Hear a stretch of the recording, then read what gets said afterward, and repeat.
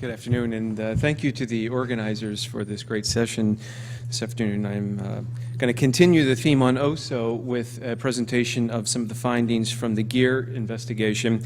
And our work is a collaboration between a number of geologists, geotechnical engineers, and a risk assessment specialist who's based at the University of Texas.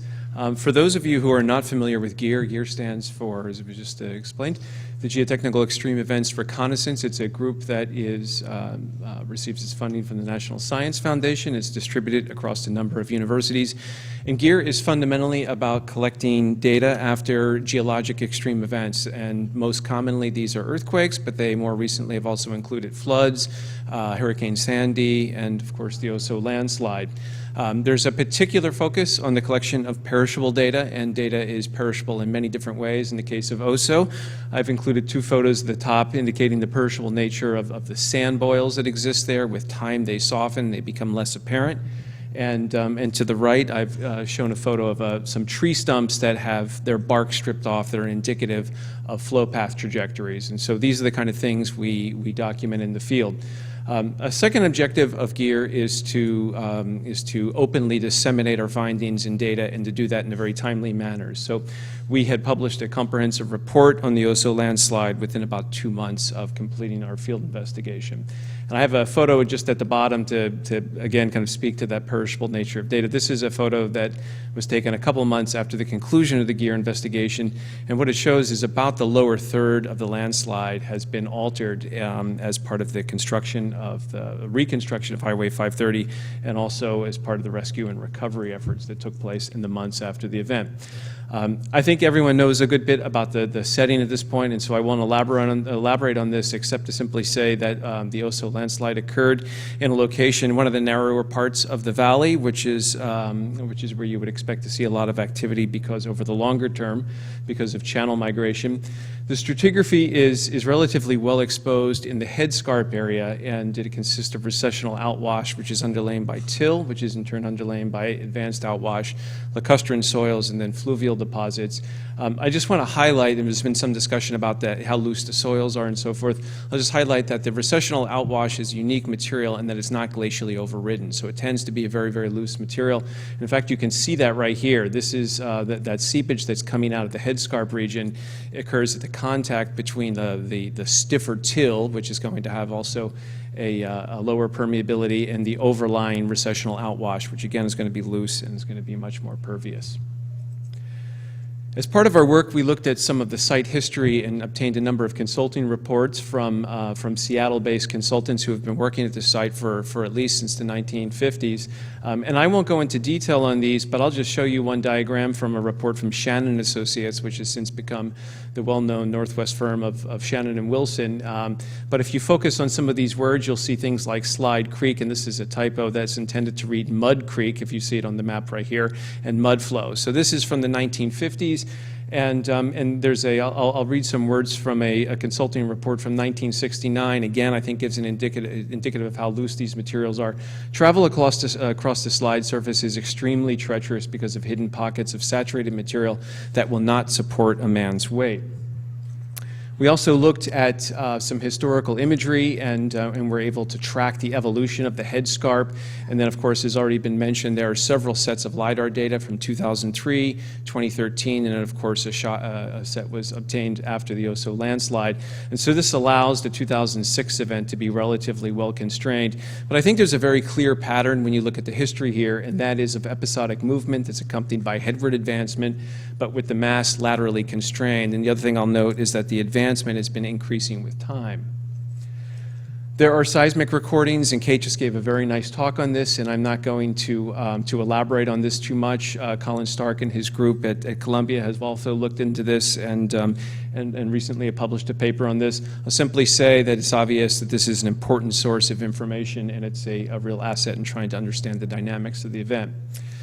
We made a number of field observations, and I'll cite just a few examples. I've already cited the sand boil. These were mentioned in earlier talks, and they exist throughout the landslide deposits. I think obviously they're indicative of the very high pore pressures that existed in the landslide mass.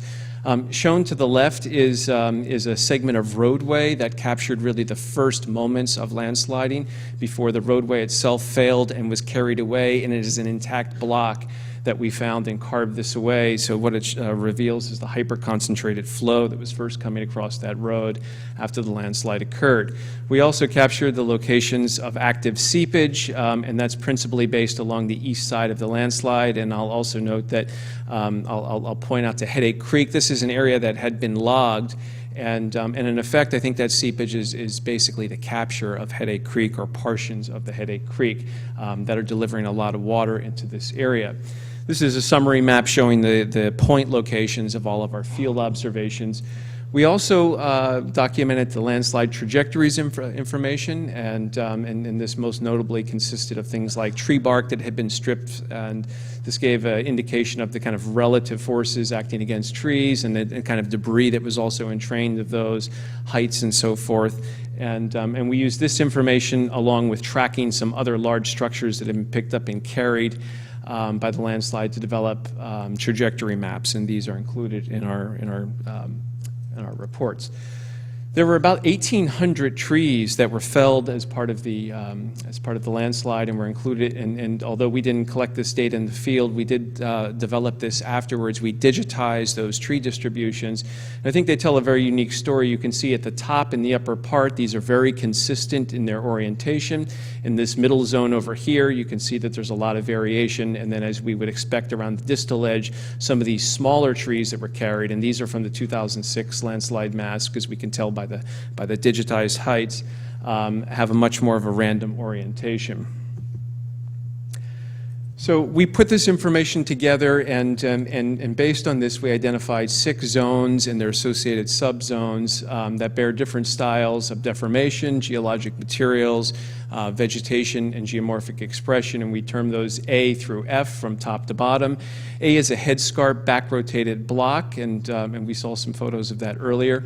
I'll show you an image of Zone B next. That's the rotational block field, where there's a lot of clear evidence of extension that occurs in that zone. Zone C occurs along the eastern flank, and in some sense is much different than this larger landslide system over here. It's almost its own debris flow channel. We map that separately. Zone D are sheared lacustrine sediments in this middle zone. Zone E is what we term the block field. This is where you had intact blocks of material that were rafted down. Their size diminishes as you get closer to the distal edge, and that distal edge is what we termed as Zone F. This is the view from the top that shows Zone B, that extensional field of back-rotated blocks. This is some high-resolution imagery that just kind of shows the nature of the extension of trees being pulled apart and still leaving some of their features in the ground. And so this is, again, some of the information we used in deriving these. This is, I think, an important zone. This is an interface between Zone D and Zone E, and you can see that there's essentially an overriding of Zone D onto Zone E. And you see it in a couple ways. You can see it with the different color soil deposits, with the gray overriding the tan, but really more importantly, a number of trees that had fallen and were part of Zone E were then later overwritten and covered by the Zone D materials. So based on this, we developed a hypothesized sequence, and we identified what we believe might have been a two-stage failure. With the first stage, we interpreted to be a remobilization of the 2006 slide mass, along with a headward extension that included parts of the forested slope of the prehistoric landslide. Or I'm sorry, the ancient landslide. It should be use the careful terminology here. We believe that as it's initiated or immediately thereafter, it mobilizes a flow, and of course that traveled across the valley. We hypothesized that stage 2 occurred subsequently in response to reorientation of principal stresses, and effectively was a regression into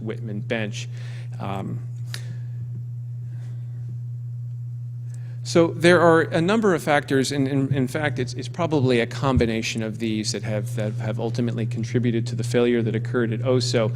We've described these in some detail in our report, but I'll just briefly summarize them here. The first one is, of course, the at least several weeks of extreme rainfall that preceded the event. The second is elevation of the post-2006 slide debris being low enough to capture more groundwater from the adjacent Headache Creek. I don't think that's something that's received a lot of attention, but I think that it's a mechanism for potentially funneling more water into this landslide mass. And likewise, the post-2006 landslide slope topography was flatter and also included depressions that would have served to impound it water. So all three of those are a story about bringing more water into this landslide mass. Another factor could potentially be static liquefaction, and I don't want to get too hung up in the terminology because this is referred to using different phrases across engineering and geology, but basically we're talking about a contractive drain to undrain response of granular materials, and that clearly played a role here in the development of the flow slide. I think that there's also a potential role of strength degradation towards residual strengths in the over-consolidated lacustrine materials. This is quite common with those kinds of materials, especially those that exhibit some degree of plasticity, as these do. And then finally, the contribution of river and floodplain water in changing the character of the landslide mass.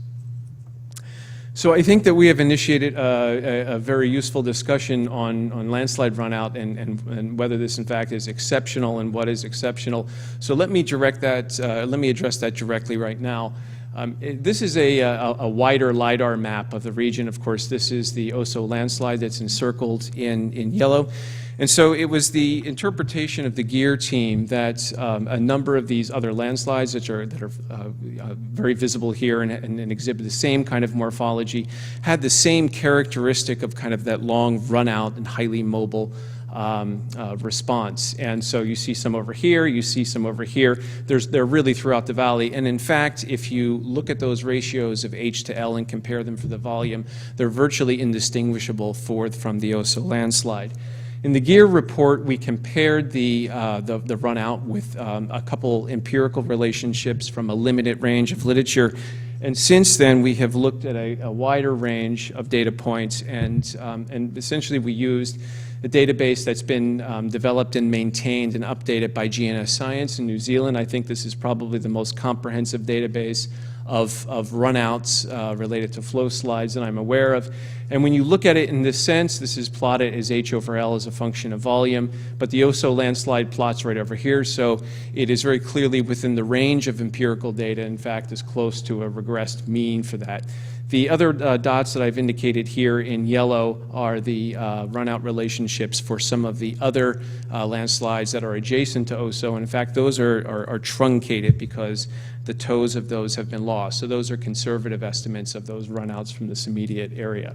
So I think that's the basis for our opinion that these have not been truly extraordinary or exceptional levels of runout. I think we all agree that these are very long, but whether they're out of the ordinary, I think remains a question. We took a very broad view of the landslide. We wouldn't be in this room having a special session on Oso if it was not such a disaster, and the reason it's a disaster is because it intersected with a community below that's known as Steelhead Haven. Risk, this is our simple risk equation. It's hazard times consequences, and consequences are a function both of vulnerability and exposure. So let me say a few words on the other side. I think the scientific points are very important, but I think this also deserves some attention as well. Steelhead Haven was established in the 1960s. There were 49 structures that were in place at the time of the landslide in 2014. About half of those were built after 1996, and after the 2006 landslide that's been previously mentioned, there were another 5 homes built in Steelhead Haven. So it was a community that was continuing to grow. At the time of the landslide, 58 people were situated within the inundation zone. 13 residents of the community were not at home, but this was offset in some degree by a number of visitors who were actually in place. And so in some sense, this is the damning calculus of home occupancies. Saturday mornings have very, very high home occupancies that are topped only by evening hours. And so that clearly played a role in a large number of fatalities here. Of those who were in the inundation zone, 15 survived, and as has already been mentioned, there are a number of very good eyewitness accounts. There are about 10 of those from various perspectives across the area, and we've summarized those in the GEER report, and I won't go into those any further. We also documented some of the land use policies that were in place at the time of the landslide, and I'll give you the kind of short version here, which is essentially that Oso is located within a landslide hazard area, and so therefore there are some restrictions in the kind of development that can take place there, and you'll recognize this as sort of land ordinance legalese, but in effect what it does is it defines setback distances from the top and toes of slope. At the time of the landslide, all of the structures that were impacted were located more than 300 feet away from the toe of the slope, and therefore were not subjected to land use restrictions from this landslide hazard. So I think, again, this speaks to the importance of really getting to the bottom of some of the run-out issues, because there are a lot of important policy implications. In the diagram below, I've just shown the cover of a new report that was issued this week by the Governor's Landslide Commission, and there's an important point there made about mapping landslide run-out risk. So I think it's going to be something that we'll contend with down the road. We also documented some of the risk communication practices that were in place. It had been widely reported that this had been anticipated and predicted. And I think what I would say is that there was a fair prediction that a catastrophic event could have occurred. That information did not always go to the public because in some cases they were for particular entities. But nevertheless, I don't think anyone anticipated or anyone precisely described the kind of run-out that might ensue from there. And perhaps more at a human level, this is the kind of sense that I have from talking to residents of the community and relatives who lost some of their family members. I think it was difficult to take that 2006 event. I think it was a conditioning event that may have biased the population, and I think that they believed that there would continue to be incremental events. I think it was difficult to stretch the imagination to imagine this could have grown into this much larger event that occurred in 2014. So what I would say is that I think there was clear recognition of the landslide hazard, but I don't think that the consequences and therefore the landslide risk was truly understood. As a last point, we also documented or tried to benchmark the risk for this area that existed before the landslide occurred, and so this is the common FM diagrams that are used in risk assessment across a wide range of fields, including the aviation industry and mining and so forth. And the details of how this was developed are described in the GEER report, so I refer you there for more details. But essentially what I'll say is that we looked at some of the recurrence intervals for the large landslides that have occurred here, also looked at those for some of the smaller ones, and we assessed estimated the risk was somewhere in these blocks. The line in blue shows what's considered to be acceptable risk across a number of developed countries, most notably Australia and Hong Kong, and there are some other countries that have adopted these as well. We don't have these official standards in the US, but in the absence of anything else, we use that as a benchmark. But the conclusion here is that the risk to loss of life was probably about 1 to 1.5 orders of magnitude above what might be considered acceptable based on these other standards. Thank you for your attention. You're welcome to visit our website. It's geerassociation.org. There's a total of about 26 different reports on some of these extreme events, and our OSO report can be found and downloaded from there. Thank you.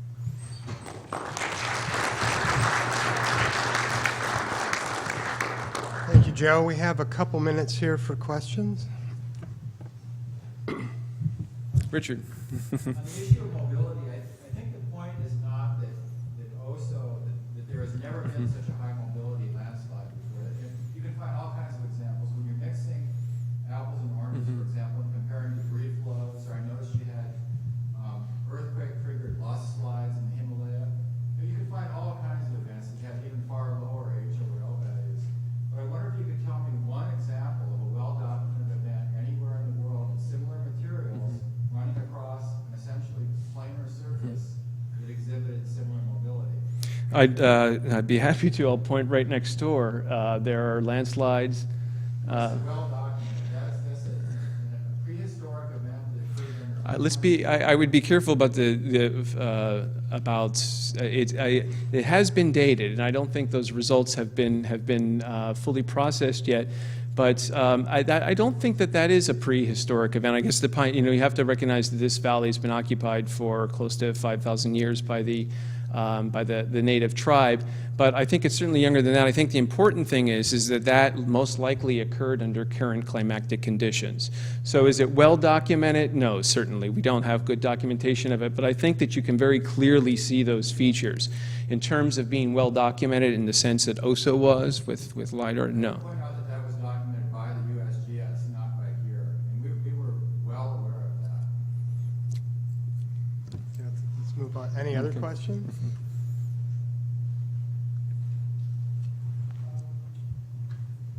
Does anybody know what happened after the 213 LiDAR? Who got to look at it and what they said or didn't say or? So the 2013 LiDAR, I mean, I think one issue with the LiDAR is that LiDAR is collected for various purposes. This is LiDAR that's contributed to the Puget Sound LiDAR Consortium that's hosted at the University of Washington. And this is openly contributed. A lot of that LiDAR has been shot for utility purposes, and so it's not been intended that it was shot to look for landslide hazards. I don't think that there was a program in place that was specifically analyzing LiDAR. I think that that's something that's going to change down the road. In fact, it's one of the principal recommendations from that report that was issued this week.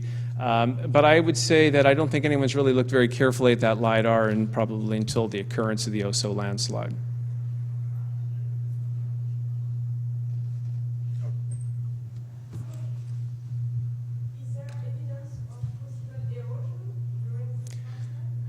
So erosion at the toe by the river. Yeah, there has been some suggestion from eyewitnesses, and I think that these accounts vary, that there was a collapse of a log revetment. There was a revetment that was intended to stabilize that toe. I think that there have been other accounts that have said that there was no appreciable erosion. Clearly that, over a longer time frame, I think that the river would play some action. I don't think we were able to ascertain to what degree, if any, the river played and erosion at the toe played in this specific event.